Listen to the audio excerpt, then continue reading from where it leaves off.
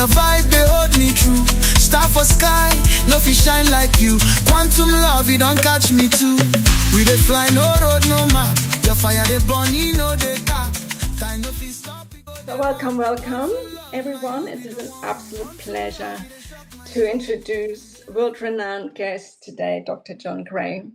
As best-selling author of Men Are From Mars and Women Are From Venus, Dr. Gray has transformed the way we understand love, dating, and marriage. With decades of research in psychology, communication, and personal growth, his work has helped millions navigate the complexities of their intimate relationships. As sought-after speaker and love and business expert, he brings invaluable insights into how we can strengthen our personal and professional relationship. So John is my mentor, as I'm part or member of the Global Mars Venus coaching team. So warm welcome to you. Thank you for this interview. And today I want to pick your brain on something that really came strongly up while we were meeting in Bali, and you were speaking about the whole invisible energy forces of love and intimacy. So the actual title I gave this interview is Quantum Love.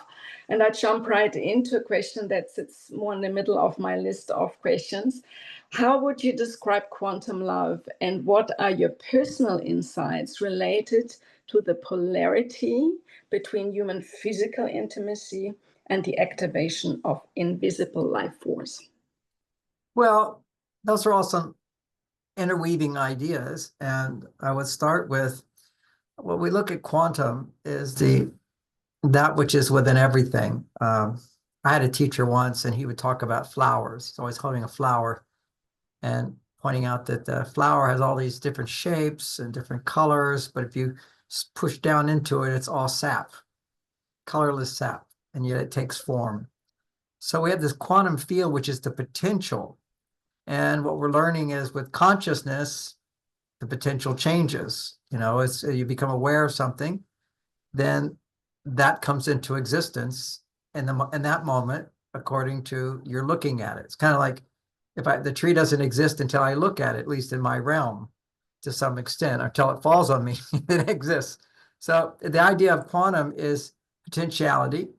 And when it comes to male-female polarity, we have a masculine side and a female side. And much like what we want is attraction, we want romance, we want passion. And the two polarities are masculine and feminine. You know, in the ancient traditions, Asia, the yin and the yang, and women is the yang, is the masculine force, the feminine force. And if we look in history, we see that much of the time throughout history, and our history, is that men have embodied the masculine energy, women have embodied the feminine energy, but they always have a male side. And a man has a female side. You know, we have to then define characteristics of male side. And I do define them, but I also point out that the male power is we all have it, the power to get things done, to do things, to produce results, to affect the world, to change things. That's our male power. And our female power is the power of, well, one way of looking at it is the power to have other people do things for you, okay, to receive, to help you, to support you. If I write a book, I'm writing a book right now, but I'll need a lot of help. And then I need people to read the book. And then I need people to share the book. My power in being able to motivate others to read my book, benefit from it, and share it is all my female power. Makes me attractive. I would attribute, my best marketing power. People say, "Oh, John, you've sold over 50 million books. How do you market this?" I say, I have a strong female side. Okay, it just pulls it in. If all I have to do is, if people can hear me speak, they're drawn to me. I have a magnetic power because I have both my masculine and my feminine side. To write a book, I'm writing a book right now. I get up at 6 o'clock and I write till 8 or 9. Just that's steadfast. I got a goal. I have a sense of urgency. I want to get it done. I'm dedicated. I work hard. Not a perfectionist, but I want to do the best I can. And all that's my male power. My female power while I'm writing the book is I enjoy it once I'm doing it. I'm enjoying it. I'm loving it. I'm also attracting good ideas. I have new ideas as I'm writing. Most writers do. We write, in a sense, to discover what we know in our potential. So think of men as, in the quantum field, as a potential power to serve you as a woman. And women are the manifest aspect of this quantum field. They're what they excite, they motivate, they inspire, they draw out, they stimulate the power of a man. So think about this in terms of like the superhero movies. These superheroes, they don't know what their power is until they're in a situation which, to survive, it has to come forth. You just don't know what your power is until it's needed. That's the male side of us. And the female side of life is in a sense, the vacuum that pulls it forth, that draws it out. She turns him on. A great metaphor for this is in my studies in India. You'll see in the temples, these ancient temples, you'll see all these statues of yogis, like sitting like Buddhas. They're in meditation, which is undefined, unbounded, infinite, unlimited, but silent, not moving. And then all these statues of what we would call pornographic pictures of women dancing with bells around their waist, naked and full-breasted, and enjoying life, but they're also tempting, one way to look at it, drawing him out, turning him on, getting him to come forth. It's what women do. They motivate men, and they represent in a sense, the vagina that needs to be filled. Who needs help? How do we help it? How do we make it better? How do we nurture it? How do we support it? That's the female side of the reality. So when we get to this quantum level, you've got the masculine energy, which is completely at peace, doesn't need to do anything, everything's fine. And then you've got the disruptor, which is the woman. She says, yeah, but we could do this, and yeah, we need this, and yeah, I need this, and I need that.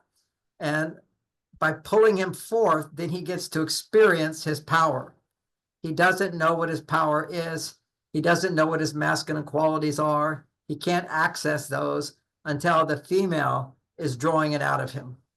And the woman finds her power by being able to draw that out of a man. When a woman asks for my help and I help her, I feel my power to help. I feel my selflessness. I feel my abilities. I feel my motivation. And what she gets to feel is her worthiness. She gets the message over and over that I deserve, I can have, I can enjoy. I don't have to earn. I don't have to work. I don't have to struggle.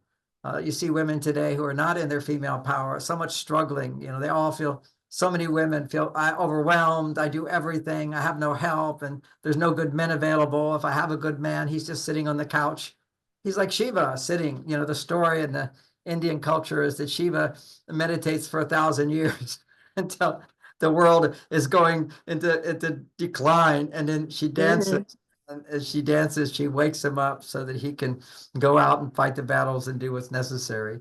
So that's the dynamic is still going on between husband and wife. And the challenge today, it's a new challenge if you look at relationships historically, because the relationships historically is the man is in the male side, the woman's on the female side. Much of her life is about receiving a man's support so that she can give to her children.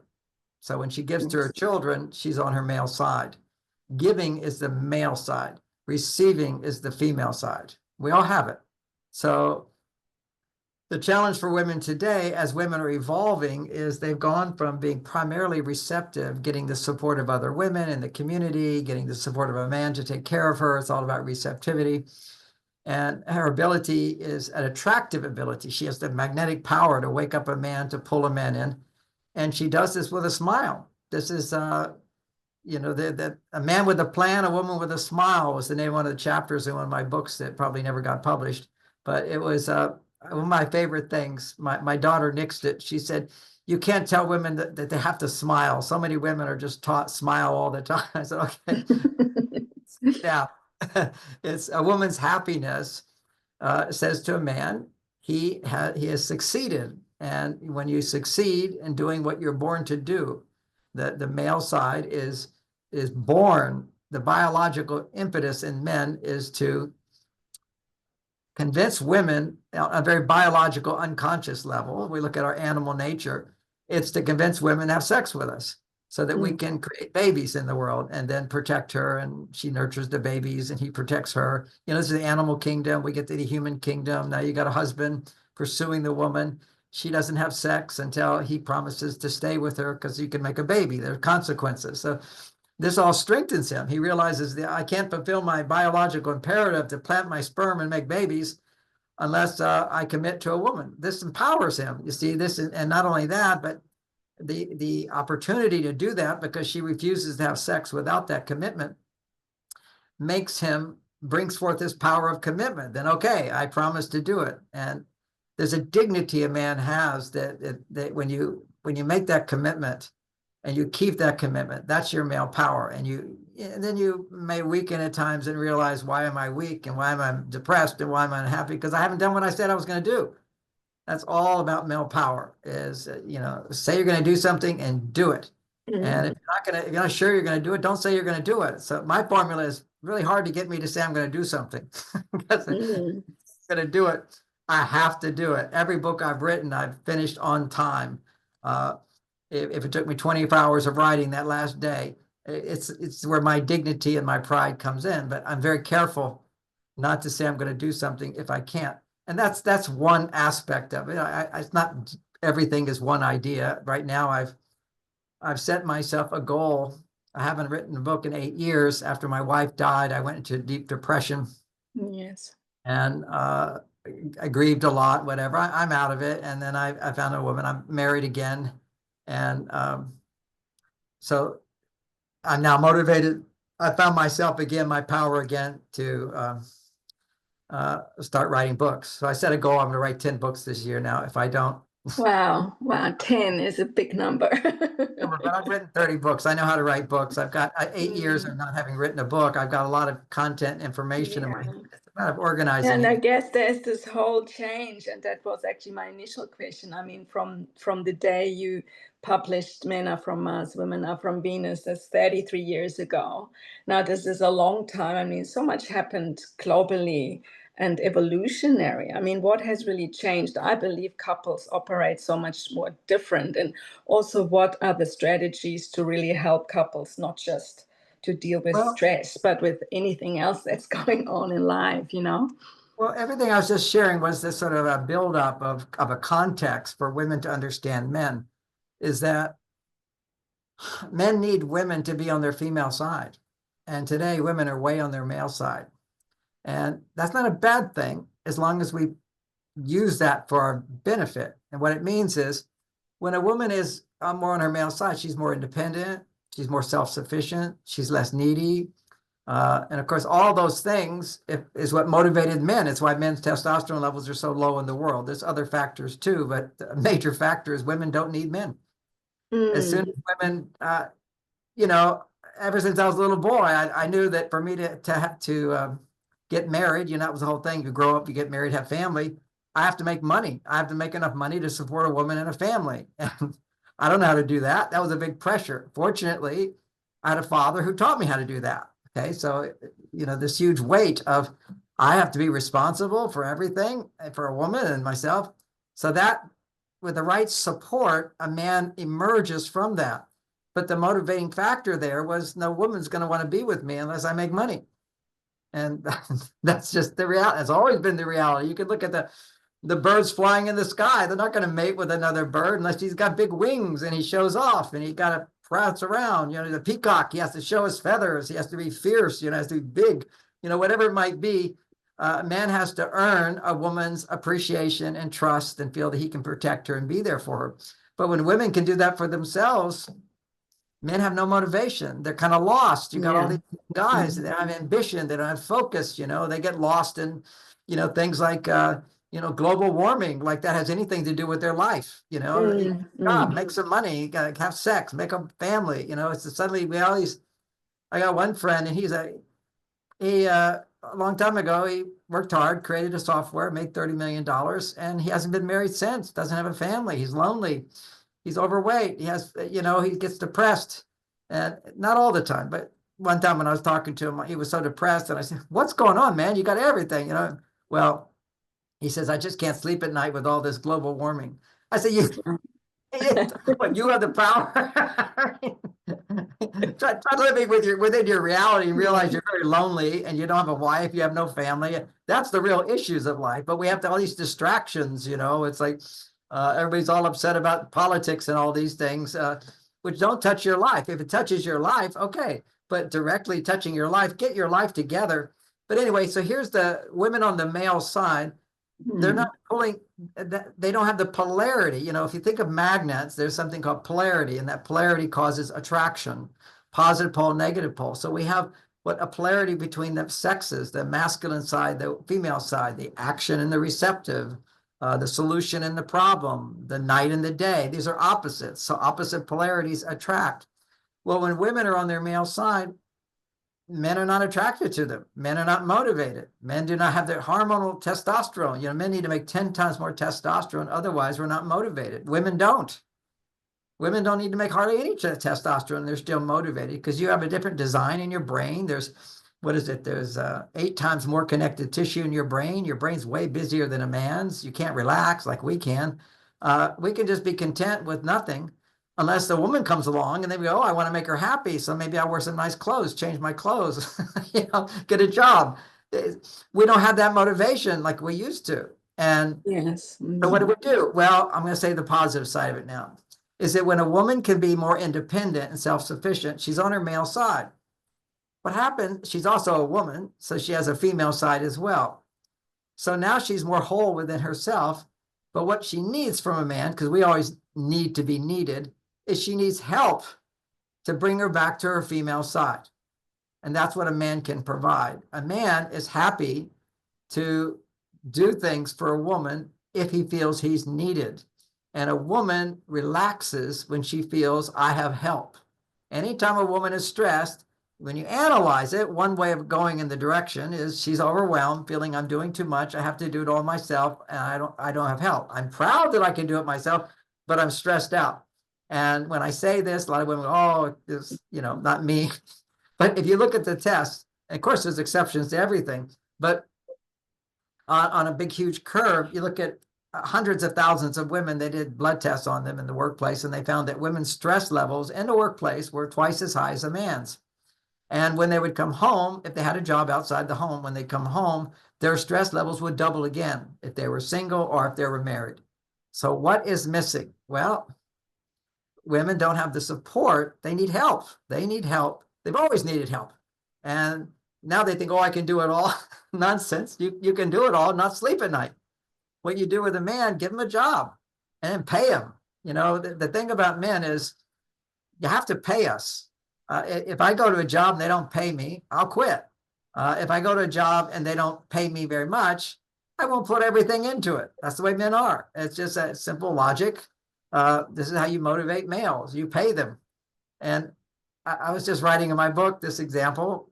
I can fly an hour and get paid a certain amount of money for giving a talk. I can fly to China, a 12-hour flight, having spent a night in a hotel where I love my house. I'm not a person who likes to travel when you've traveled the whole world 15 times, I like my home. But I like, if I'm going to travel an hour flight, 2-hour flight, I'm happy to do that. You want me to fly across the globe? You got to pay me more. And so when people offer me 10 times more than I can make in America, I go, "I love traveling to China. It's my favorite place to go." Why? Because the reward. The same thing, when a man experiences that I can do things for my wife and she will love, the best reward for a man is a woman's love. And when I can do little things for her, I don't have to, what's there to do? Give her hugs, listen to her talk, make her dinner, plan a date, be courteous, don't make a big mess, be helpful. This is partnership together, doing things where he's helping her so she doesn't feel I have to do everything myself. It's a world of difference for her. She can relax. Otherwise, she cannot relax, because relaxation is your female side.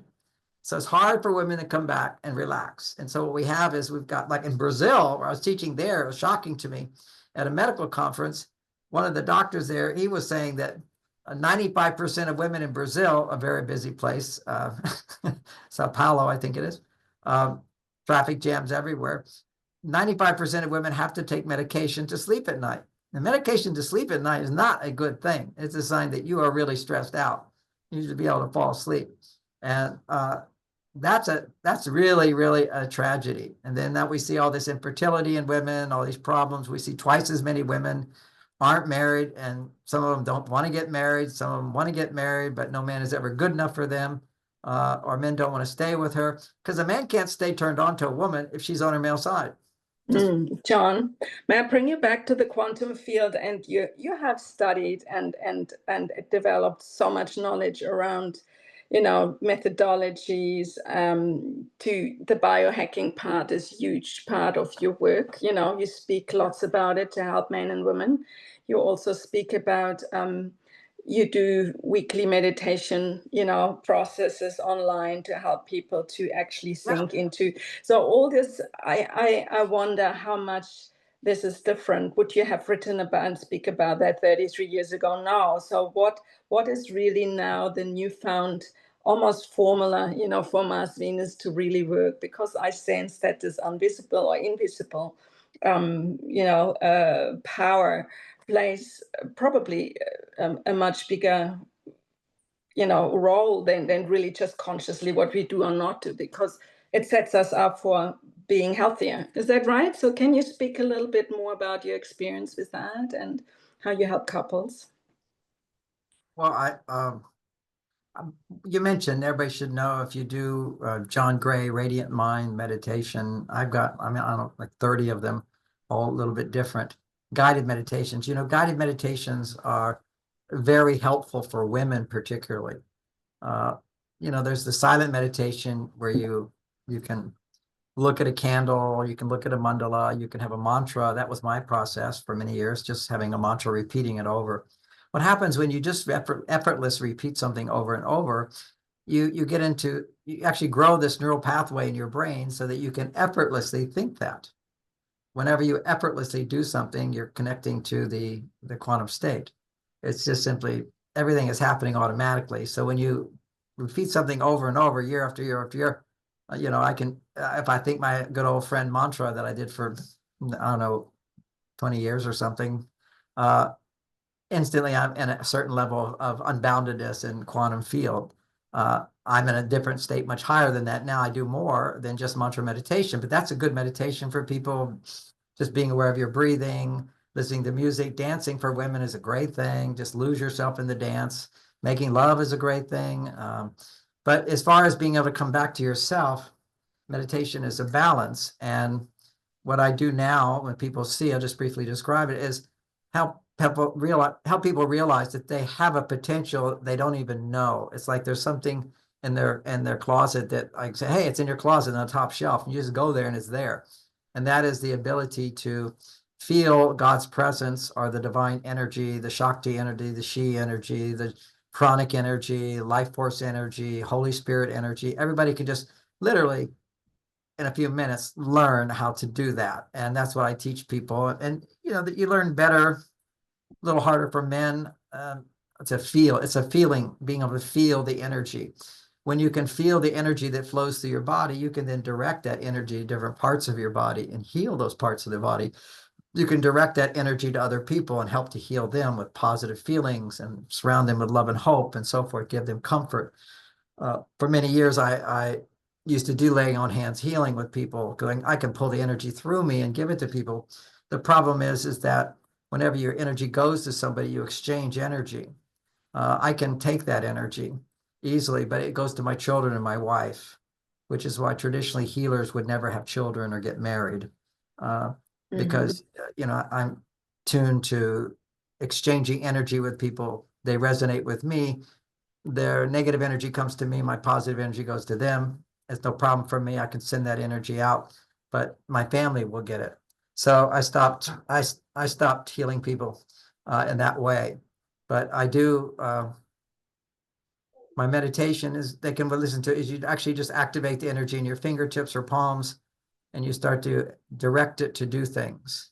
I'm not going to do it here because they can go online and find that there. It's very simple.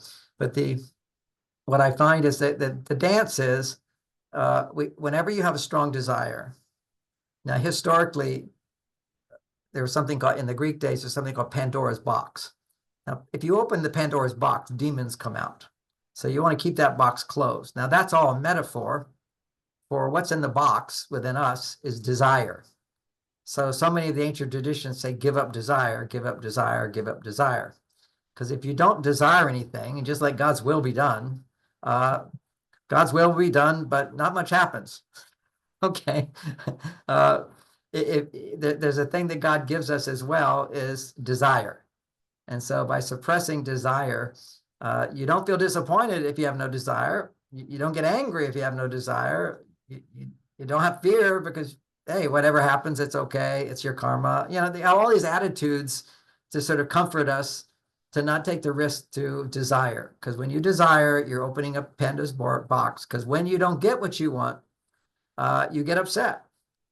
But what I teach is you have to look at where you are unhappy in your life. You're already upset or stressed in some way. Process those negative emotions, because all negative emotions is putting your awareness on what you're not getting that you want. So to get in touch with what your soul is telling you, what you want, you first have to become aware of all the belief systems that you have that say, I can't have what I want. So let's just say I've been sitting very patiently, and then I say, oh, I want to write a book. And then I don't want to write that book. Why don't I write? I'm afraid that I won't succeed. Okay, so the fear holds me back. But if I'm able to feel the fear and challenge the fear and go, okay, what are you really afraid of? Is that really true? Is that really true? Is that really true? Is that really true? Then by taking time to explore your negative emotions, you let them go. If it's anger, you let go with forgiveness. If it's fear, you courage. You just take a step anyway. You can't let your negative emotions control you. And so if you process your negative emotions, and that's my feeling letter technique, and that's what I think is the most profound. Meditation is one thing, because what it does, it allows you to find home. It's, I can always come back to that place. I can meditate and come back to a peaceful place. So that's the truth. Once you have connection to the truth, then now from that background of what's true, you can now become conscious of negative emotions. And that background of what's true is going to help you to release those negative emotions. So, I have a thing in my life, never to forgive everything. Okay, no matter what happens to me, I'll forgive that person. Very easy to do. Why? Because I already know that if I don't forgive, then I'm not being me, because I'm a loving being. My true self is loving. So if I hold on to resentment, I'm just, it's like I'm cutting my own arm off. The most painful thing a human being can experience is to hold back your love from someone that you love. And then when you hold back your love from your partner, you suffer. And then you think, because of you, I'm suffering. No, because I stopped loving. But loving doesn't mean letting people walk over you or whatever, but it means letting go of wanting them to change, being attached to their change, demanding that they change, holding negativity towards them, wishing wrong for them, wanting them to suffer as a result of what they did. I'm not against punishment for adults. Adults should go to jail. They should have deterrent, because if they commit crimes that are a low level of consciousness, like an animal, and therefore they need to have a deterrent. They come from a place of fear. But in terms of the people I relate to, I'm not trying to control them. I know in my life that I create my reality. So when things aren't working, then I have to adjust something inside of me. Maybe I have to work harder. I may have to be flexible. Maybe I have to forgive. But I'm the master of my life. I will co-create with the divine, because I have that connection to the divine. Meditation helps me to do that. That then has a place for me to come back to. When I have negative emotions, all I have to do is become aware of those negative emotions with the intent to come back home and find love. So I say to my brain, okay, we're going to explore all these negative emotions and look at them as completely irrational from one point of view. Now, I don't suggest this for a man to do for a woman, but what I do with my wife, it's fantastic, because I'm remarried now. I say, see, I have a strong belief. I understand. I'm a loving being. I'm fine no matter what. And I'm here in this world to make a difference. Okay, I got that. So if I'm upset about something, I'm just telling myself a lie.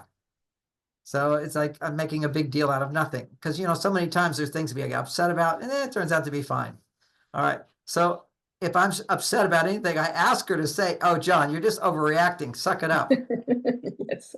I love it. I love it. Yes, I can do that. Yes, I can do that. I'll never say that to her because women are different. But what happens is when she says you're overreacting, suck it up. What will happen is literally, I go, yeah, don't worry about this. I've got it handled. Everything's fine. So that raises my testosterone. If women do that, it raises their testosterone. But for women, testosterone doesn't lower their stress. What lowers stress in a woman's body, it's biological, is to be able to talk about what's bothering her, feel her emotions, have somebody feel her emotions with her, or imagine someone feeling that. You can do that when you pray. Imagine God's listening and somebody's hearing you. You're writing a letter to yourself. It could be, imagine writing a letter to your parents. I do this all the time. Sometimes when I'm upset, I'll just talk to my mother and our mom, this is what's going on. It's so sweet. Tears come to my eyes because, she brought me into this world. It's really precious. Yes. And so this is the journaling exercise of the feeling letter. And, you're going to love this, but I don't know how long it's going to take to get it on Apple, to get it at the App Store. But I have an app now, one for non-Christians and one for Christians. And it makes you cry. It does the feeling letter for you. Because see, people can tell the story. They can say, I'm upset about this, that. But if I actually say, well, what is it that you're actually feeling sad about? What are you angry about? And why are you angry? To analyze it, it will ask a certain questions about what's going on in your life through these particular prompts that I give it using ChatGPT. Then it writes the feeling letter for you. And then it writes a response letter where you imagine it becomes whoever you want it to become and gives you love and support. And then it writes the gratitude letter for you to express how that love and support makes you feel. And then you just read it out to yourself. So all you just read it. You just read it. Just like see, what I do in therapy is I say to my clients, how do you feel? They go, I say, what you're feeling is this and this and this and this. And you go, yeah, that's what you're feeling. And what else you're feeling is this and that. Yep, that's what I'm feeling. So I can do it for everybody because I've done this process for myself thousands of times. Anytime I'm upset, instead of holding on to negativity, I just write it out. I process it. And I look from anger to sadness to fear to guilt to shame to... So what would be the prompt then to put into ChatGPT? I'm upset. Tell me more. Or what would I write? Come on, tell me what's bothering you. What's happening? What's making you feel stressed today? And you just talk. It says, what's happening that you don't like? And then you talk a little bit. And then it says, what didn't happen that you wanted to happen? And then you talk a little bit. And it says, what could happen that you don't want to happen? And talk a little bit. And then it says, what happened that you regret? And then you write a little bit about that. And then it turns those 4 questions into a feeling letter. What you're angry about, what you're sad about, what you're afraid about, what you're scared about. Have all these we will have a John Gray app very soon. Yes, it's amazing. I do it. I love it. It's so much better than me doing it alone. So I'm very, very happy about it. Fantastic. That is a wonderful recommendation. Thank you. But the point is, you're asking me what's the thing I do with couples the most. There's 2 types of coaching that we do as Mars Venus coaches. Is we help people understand where their thinking is off in terms of the male-female relationship. We help women understand what their needs are biologically on what she needs to be doing more of in her life to raise the female hormones at the right time of the month, what men can do to keep their testosterone in a healthy place, what women can do to support that, not support that. So that's all the intellectual knowledge. But the key to this is it's not just knowledge, it's then the experience of having somebody understanding that whenever you're not moving forward to achieve your goals, when you're blocked or when you're confused, one of the ways to open your heart again is to process emotions. And that's what we teach. We help guide people through it. And, what I do now is, with my clients, they have to, if I won't see them again until they send me a feeling letter, make them do it. So that they're processing their stuff. My objective, first I have to teach them how to do it and guide them through it many, many times. Then I say, okay, now you can do it. So you have to do it. You can't make me do all the work for you, but I will hear it. And then we explore it and talk more about it. But the interesting thing is you can feel your thoughts. That's usually when women talk about their feelings, having had women talk to me for 50 years about what's going on. Yes. I'll tell a story and what happened, what's not happening, and I feel this, I feel that. But what they're feeling is feeling beliefs. Like, I feel like he doesn't love me. I feel like I'm not good enough. I feel like he should have done this. Whenever you put a feeling of I feel in front of a statement, you're actually affirming that statement to be true. You don't want to do that. I mean, you can do it for a moment to see where your thinking is off. Like, I feel like you don't love me.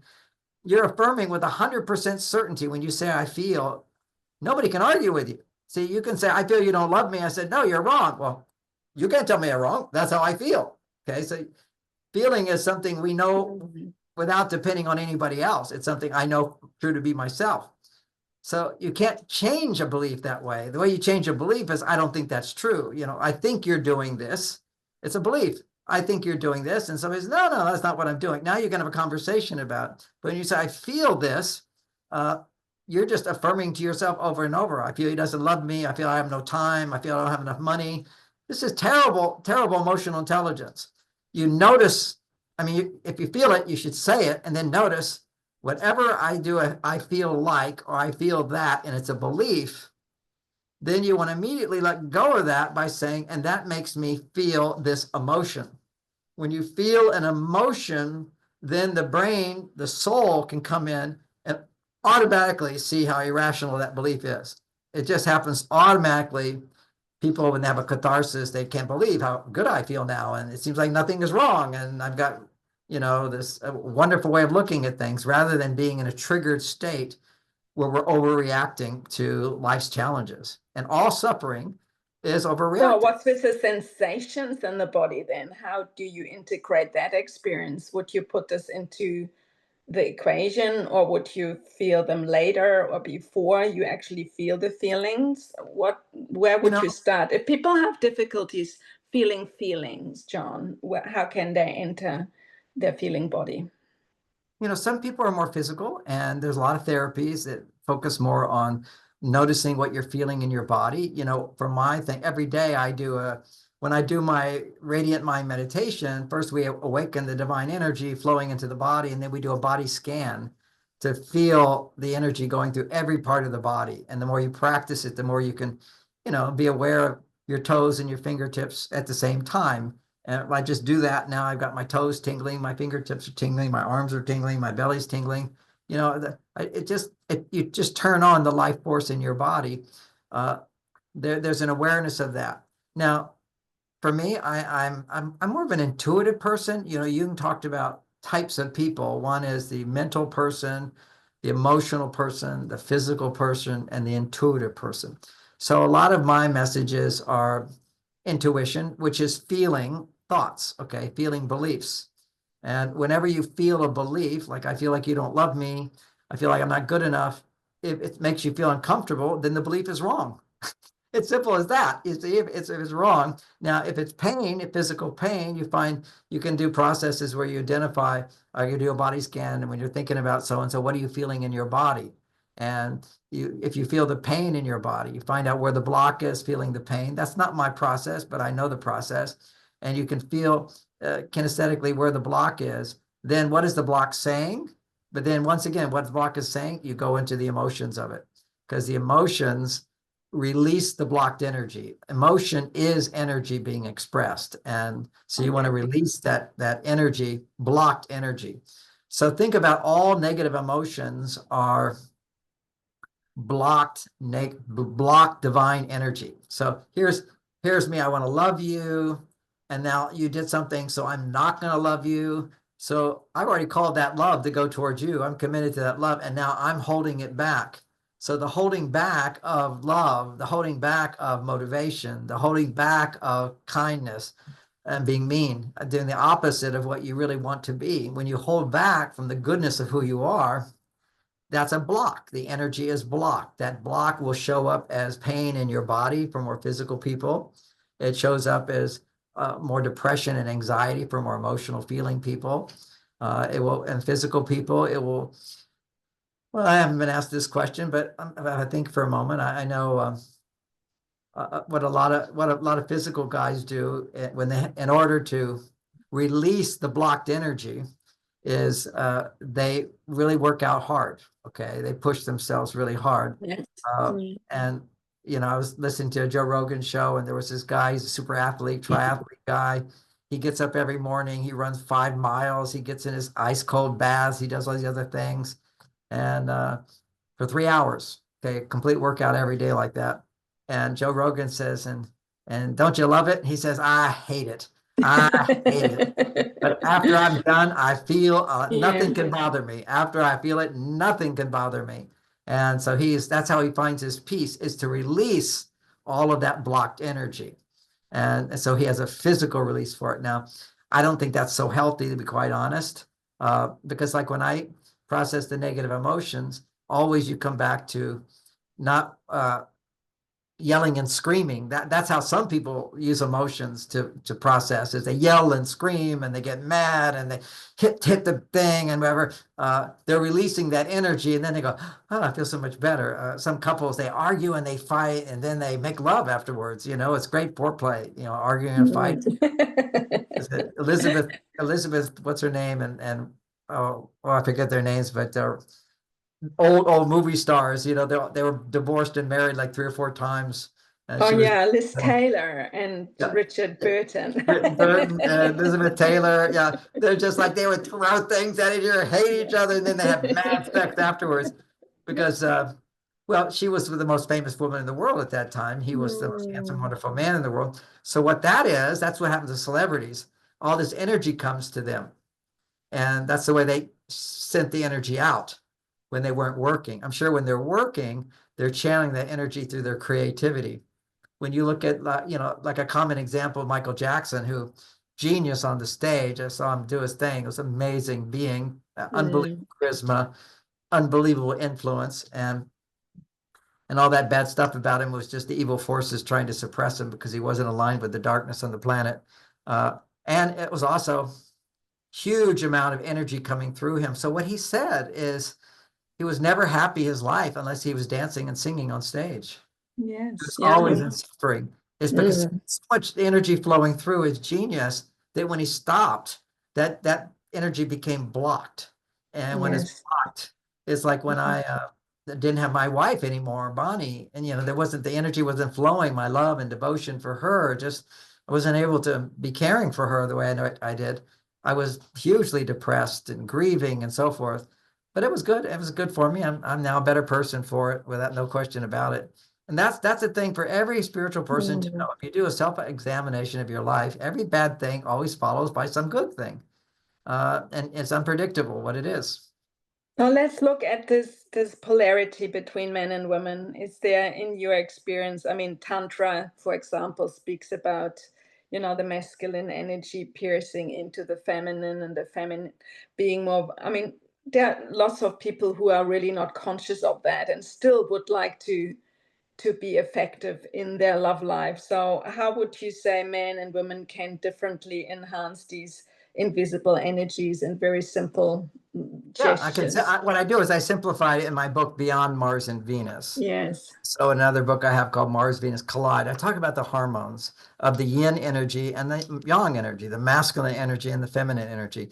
Whenever a woman is feeling that she can depend on a man for caring, that she's a priority. That's monogamy. She's number one. He cares more about me than anybody else. Okay.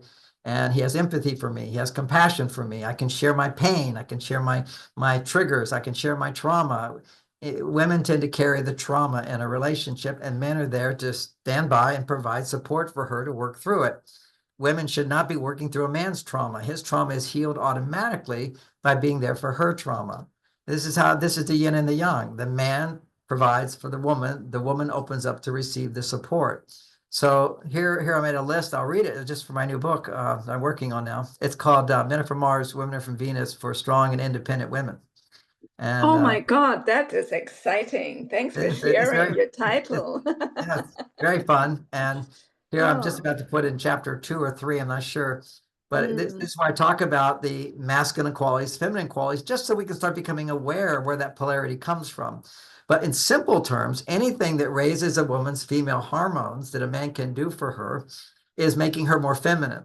And anything a woman can do for a man that raises his masculine hormones is making him more masculine. That's the simple way of looking at it. So men need to make 10 times more testosterone in order to be attracted to their wives.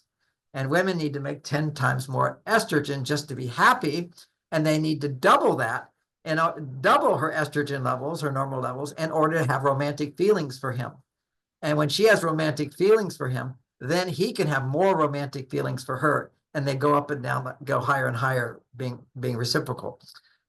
So what that looks like is, when I'm listening to my wife with empathy, compassion, her estrogen's going up. When she gives me, when I give her a hug and she appreciates me for it afterwards. Whenever a man feels appreciated, his testosterone goes up. When a woman is vulnerable and takes the risk to be vulnerable in front of her husband, he feels his testosterone go up. He feels he's being trusted. She depends on me. I was just counseling a couple today, and she didn't want to share her feelings in front of her husband.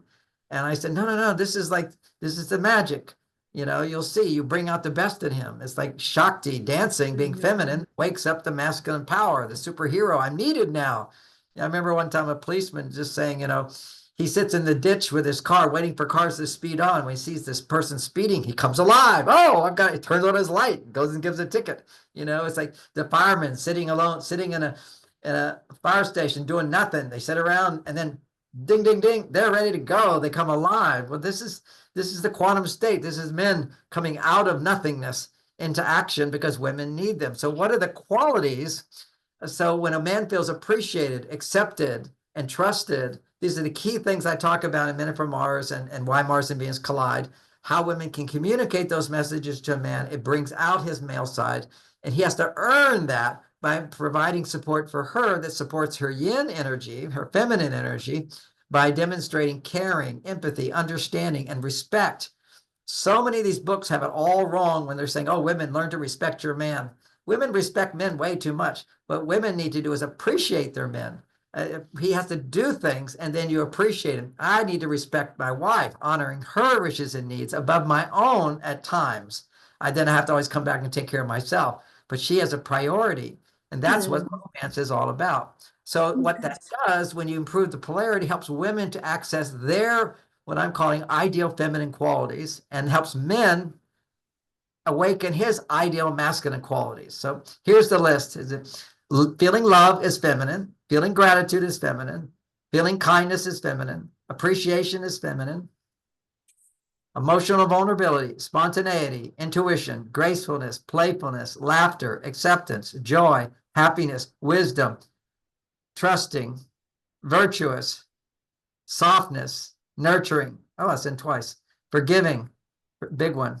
So those are your, there's more, self-aware of needs and wants, frugality, beauty, sweetness, pleasing, radiant, elegant, and wanting to always improve and make things better. That is our female side. Now, I've got it all. I've got a good, strong female side, but this is what, at least to have an awareness. Okay, what are the qualities of my female side over there? And here's the qualities of our masculine side. Groundedness, self-reliance, emotional stability, goal-oriented, realistic perspectives, detachment, silent strength, focused presence, selflessness, independence, self-sufficiency, ambition, confidence, objectivity, logic, compassion, toughness, generosity, a can-do attitude, integrity, decisiveness, resilience, leadership, discipline, and a sense of humor. So when women say, I want a real man, that's what she wants. And when men say, I want a real woman, that listed the other thing, that's what he wants.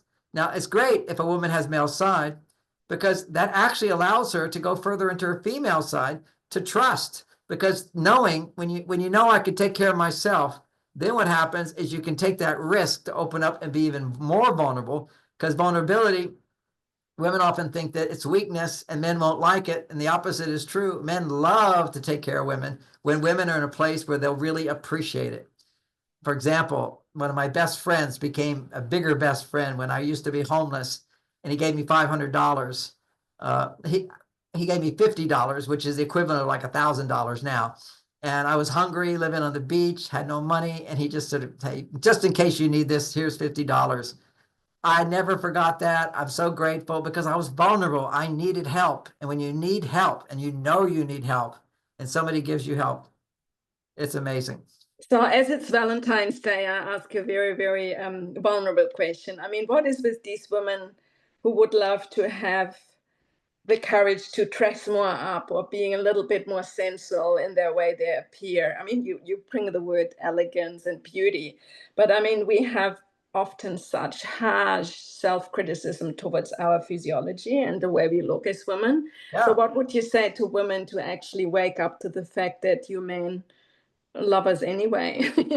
What's the Yeah, no, whole... no, no, that's really good to know. Men Mm, have that when it comes to money. Men today, so many men are not getting involved with women because they just feel inadequate because they're not Bill Gates. yes. There's a whole pressure on men to have more money. It's a lot of bitterness inside of men. There's bitterness inside of women to be judged by their bodies. Mm.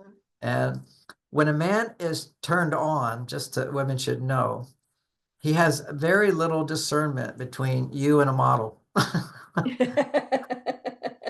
It's literally the fact that she's turned on to me and I'm turned on to her is heaven. And so we throw everything out the window. We don't care. But if you're sitting in a restaurant, some hot woman walks by with a perfect body that would be on a magazine, all the guys look, and they look because it's beautiful. And if Arnold Schwarzenegger walked into the restaurant wearing a short bathing suit, everybody looked too. I mean, Yes. it's So he's it's both like genders. Yeah. it's speed. We have something called physical beauty. Physical beauty is a reality. We also have emotional beauty. We have mental beauty. We have confidence beauty.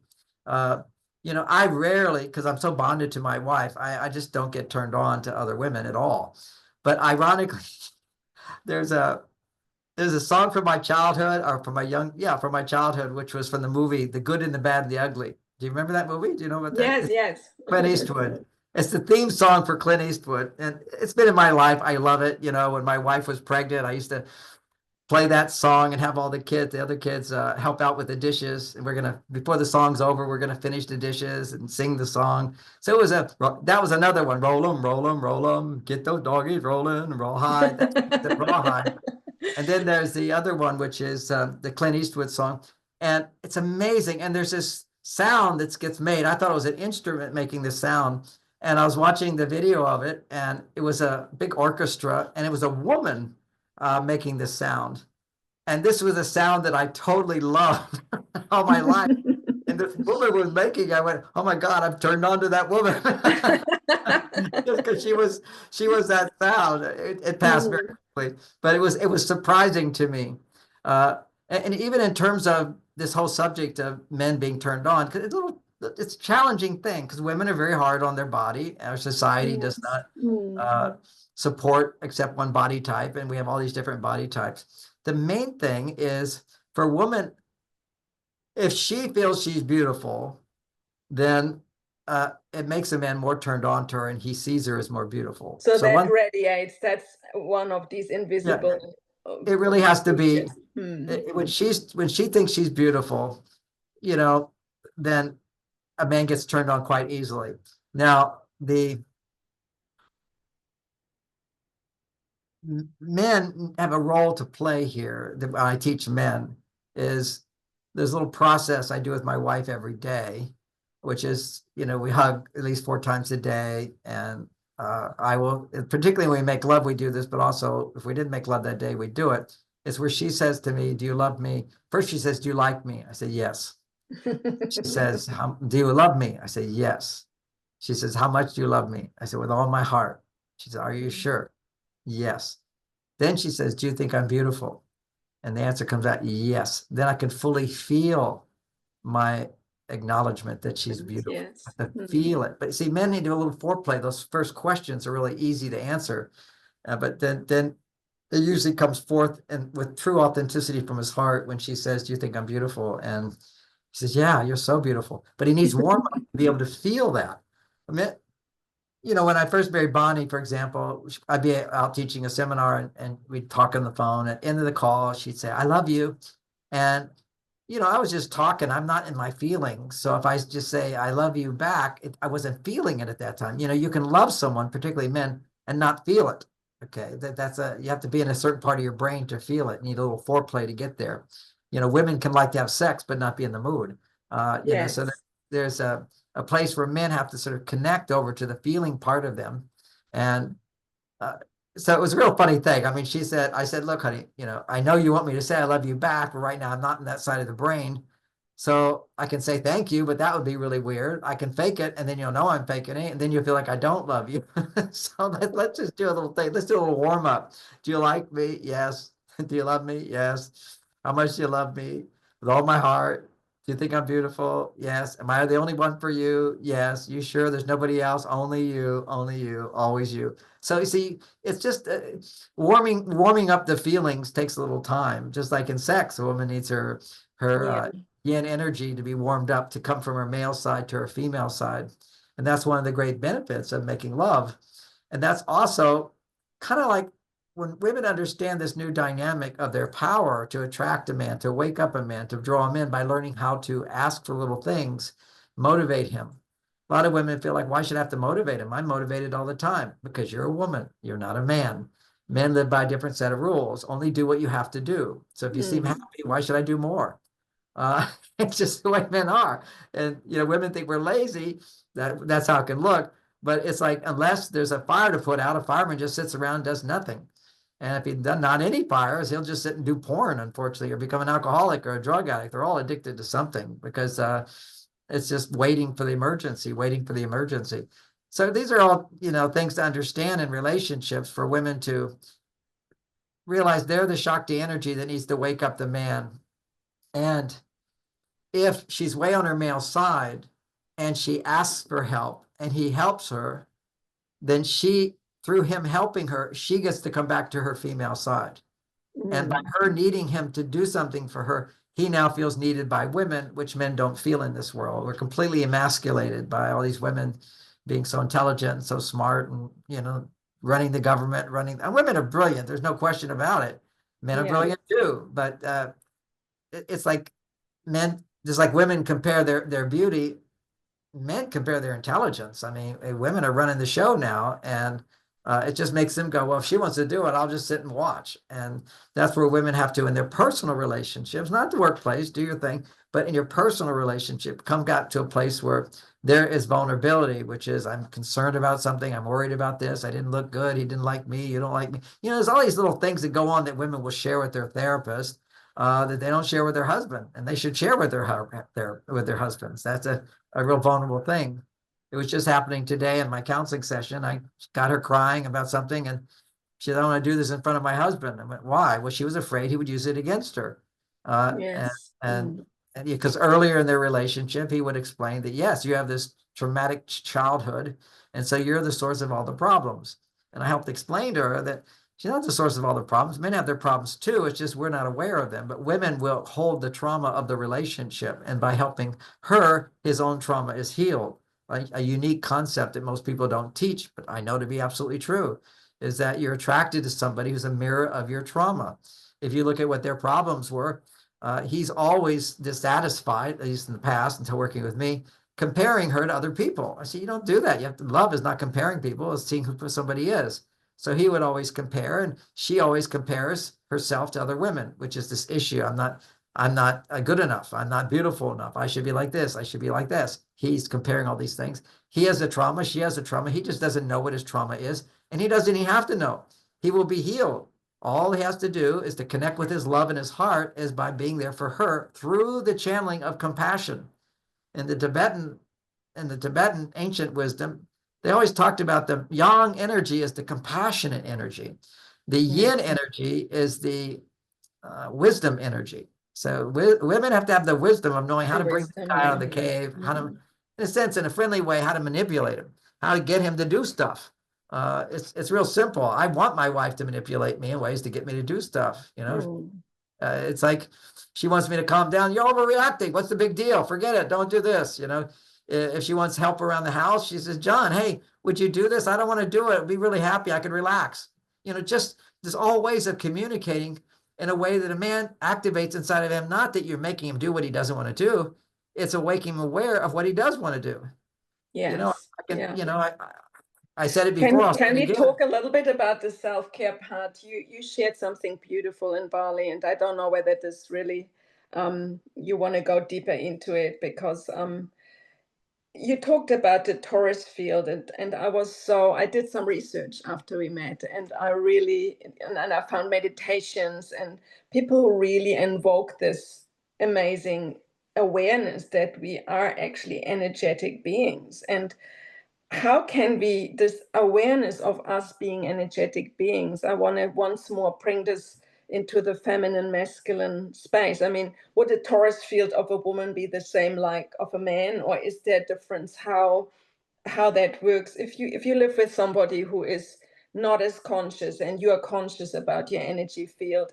How can you help somebody to equalize their energy with you? So I'm just trying to find some sort of a way to help couples and singles to be conscious but also careful and patient, with their partners and those they meet. So can you speak a little bit about the awareness that we are actually multi-dimensional beings and how we can actually bring this into the dating and lovemaking and into the bonding process? We're talking about an advanced meditation experience. Yes. Talking about this, I have several dimensional bodies that I connect with, but my meditation, I have a Taurus that goes like this, which is the male spin, and then the female spin, and then you've got. So there is a difference. There is for both genders is a different direction. It could. I not being a woman on this one, I don't know the doorway in, but the doorway in is always. I spin one direction, then I spin the other direction, and now I spin simultaneously, and then I another direction. So I've got one Taurus going here, I've got one Taurus down here, and then I blend them together. Yes. And that's the female energies coming together. But even the male energy is a balance of masculine and feminine. He has to balance, the woman has to balance hers. And that's just I can only use that as a metaphor. I can't just get it's very advanced. So generating the Taurus field is a very advanced relationship. It's a weekend to learn how to do this. My meditations, I give people the beginnings of it, which is learning how to receive energy, send energy. Once you can receive energy and send energy, now you can circulate energy, meaning I'm sending energy and I'm pulling in at the same time. So that is the beginning that you bring. That's the beginning stage. That's in the yogic philosophy, that's really all they go to a certain extent is dharana, dhyan, and samadhi. And when you can do the three together, then you can manifest. That's sunyama, it's called. That's where you get your powers of manifestation. So just those three things. I've written about it in my book, How to Get What You Want What You Have. Another book I have called Practical Miracles. But those are the major forces. If you look at all the occult stuff and everything, really all they're doing is basic manifestation, is feeling desire, removing any blocked energy. And now as you continue to remove blocked energy, you receive more and you circulate. Actually, you circulate this way. So then without getting too advanced, how much has the heart and the heart energy really to do with all that? How can men and women, cultivate more heart energy and heart connection? Well, usually when people are just doing field work, what you do is you're moving the energies and then you transfer into the astral plane, which is to feel your emotions. You feel again with the emotions. Okay. Yeah, so it's always, well, at that point, if you're sending energy out, let go of all negativity. First, you pull in positive energy, and you can only receive so much because we're blocked. Then you send out the blocked energy. Now you circulate the energy going out and coming in, kind of like you have a closet and you're throwing out old clothes and putting new clothes in. And now you're simultaneously sending clothes out and pulling clothes in. And then when you can be aware that you're circulating, then what you do is you circulate the opposite direction. And that is then, that's your heart chakra. Okay. So beautiful. In your heart chakra, you bring the energy up to your heart chakra. And that's basically, if I'm in a meditation, I'm not necessarily feeling love until I just say, okay, now let me take this energy and send it to people. Okay. And that's it. Or let me send it to God and say, thank you for what I have in my life or what I'm doing. And I do this in my meditations. It's an hour every Wednesday. I do this live and people can watch. Yes, we will send a link. I will put a link in the description box. Yeah. Thank you so much. No, that's awesome. And I mean, even there's a beautiful tantric exercise where couples, one puts the left hand on the heart and is that the receiving hand? Is that an exercise you suggest as well that couples? I'm a bit more grounded in terms of remove the blocks in your heart So you And, look and first then, after your own energy before you even go and touch yeah, I somebody cleanse else. myself. And then what I Yes. do is I just love Okay. my wife unconditionally, and I make love the way people make love. Except that with Tantra, you practice being multi-orgasmic. If you Yes. think of what people normally experience as an orgasm is 1 to 10, and their orgasm is 10. And for man, he's pretty much done at that point. Just stop at 7, tell your body you just had an orgasm, and then start over. And you can start over and Yeah, start we over. have this amazing interview from last year, Sex and Spirit. So I will send the link for this interview in this Yeah, description box as and for well. women, You it's were fantastic. It was so much positive feedback to this oh, interview. good, good. I Well, got, listen, yeah, no. Yeah, it's yeah. not just I'll send you the link. I send it to Helena. So it's not just for men. It's yeah. also for women. Women can be very goal driven to have an orgasm, and they miss out on being orgasmic, where they can go Yes. on and on and on. And if you find that, one did it, then you just hit to the top and you got greedy and you took it all in and you just sort of released all your energy instead continuing with your energy. So, for me, every time I finish sex, most of the time, I finish with a full penis to full thing. I mean, I could go, I could keep going on and on and on. It's just not being Yes. to that addictive dopamine rush that men have when they ejaculate, or when women have what they call an orgasm, really a climax. It's Yes. done. They hit their top point and they're done, as opposed to hitting a peak, letting it come down, letting it go up, letting it come down, and so forth. So, but the whole Fantastic. time, the emphasis there is uh, focused on feeling and expressing love. Okay, verbally expressing love. That exercise: do you love me? Do you like me? Do you love me? Tell me how much you love me. Men giving women reassurance so they can keep letting go and saying they're beautiful and I adore you and I love you. And that helps to heal this whole judgmental thing that women have on their bodies Yes. as well. Yeah, very much. Today is Valentine's. What's your message to the world? On Valentine's Day is a holiday for the female. 2025. Yeah, it's a holiday for the women. It's for men to do a little extra something for the woman. Some men rebel and they go, I do something every day. Yeah, you do. That's great. And now you do, this is where you give the tip. This is where you give a little more reassurance that this is what's, that Yeah. she's really special. I'm Just like, 21 hours ahead in New Zealand. For you, it's tomorrow. So yeah, thank you. So okay, last happy question, is Valentine's there Day. any plans you can share, how people can meet you or have, because you started doing weekend seminars in California. Are you traveling this year? Are you go to places where people can meet Well, you one-to-one?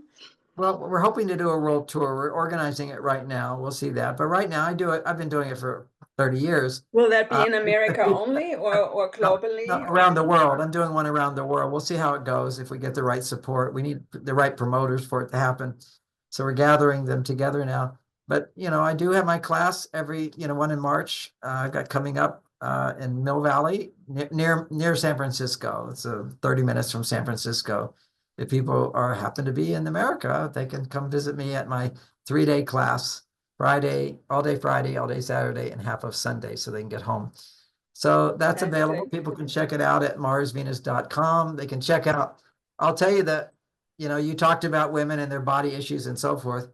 You want your body issues to change in 30 days, just lose 10 pounds. Okay. Yeah, you have given fantastic advice about certain remedies and regimes for belly fat removal and also Yeah. If people want coaching on that, I have a partner and she will do free coaching for people, but the program costs $200.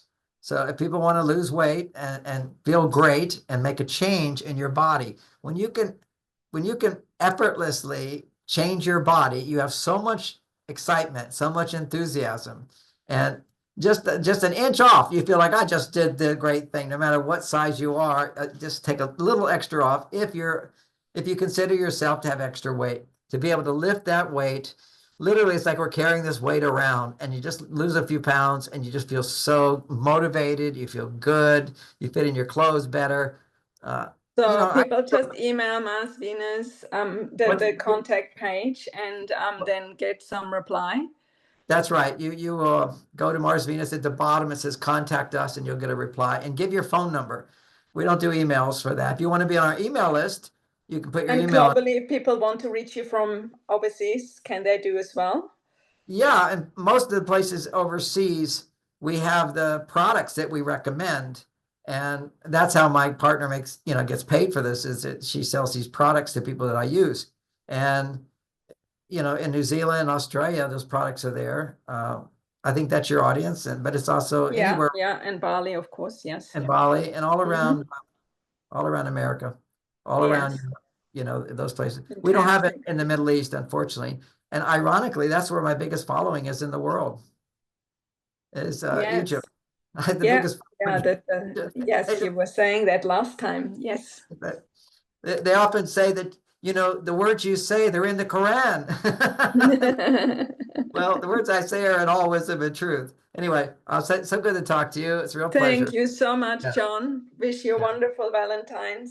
See you Happy next Valentine's time. All the you. best. Thank you. Okay. Bye-bye. Bye-bye. Bye-bye.